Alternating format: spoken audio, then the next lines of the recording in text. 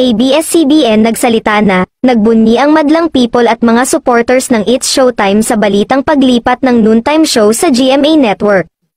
Ayon sa source, wala pang final decision tungkol doon, may mga inaayos pa umano sa magiging kontrata.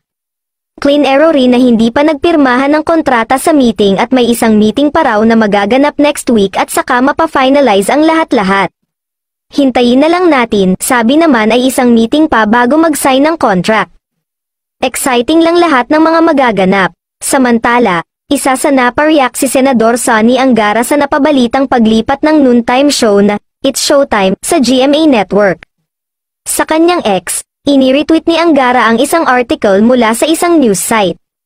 Ani Angara, unthinkable just a few years ago, nakasaad sa ulat na papalitan ng It's Showtime ang namaalam na tahanang pinakamasaya sa naturang network.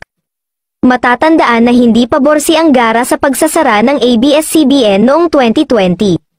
Sa ngayon, wala pang opisyal na pahayag mula sa pamunuan ng It's Showtime at GMA Network. Kung totoo itong nababalitang paglipat muli ng It's Showtime, ano kaya ang negotiation ng Kapamilya Channel sa GMA7? Maganda kaya ang presyo ng block time na ibinigay sa kanila? Isang pangmalakasang plot twist na naman ang nakatakdang maganap soon sa Philippine TV.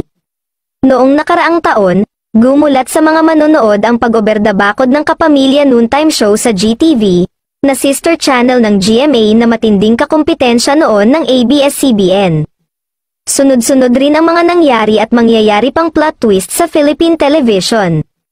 Nakarating din ang kwentong ang It's Showtime talaga ang first option ng GMA sakaling hindi makapag-produce ang tape ng show dahil sa pag-alis ng mga host ng Eat Bulaga noong May 31 noong nakaraang taon.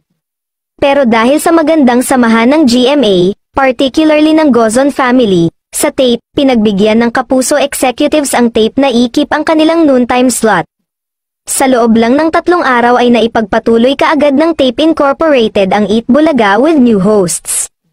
Bigla nga lang nagbago ang ihip ng hangin sa pagpasok ng bagong CEO ng GMA, patunay rito ang official statement ng GMA, matapos matalo ang Tape Incorporated sa kasong isinampa laban sa kanila. Sa puntong ito, tila mas pinroteksyonan umano ng GMA ang kanilang imahe kaysa samahan ang tape sa laban sa pagbawi ng Eat Bulaga trademark. Mag-iisang taon na mula ng unang umere sa GTV ang It's Showtime, at sa pagtatapos ng unang taon nito, mukhang lulundag na ito sa Kapuso Network anytime soon.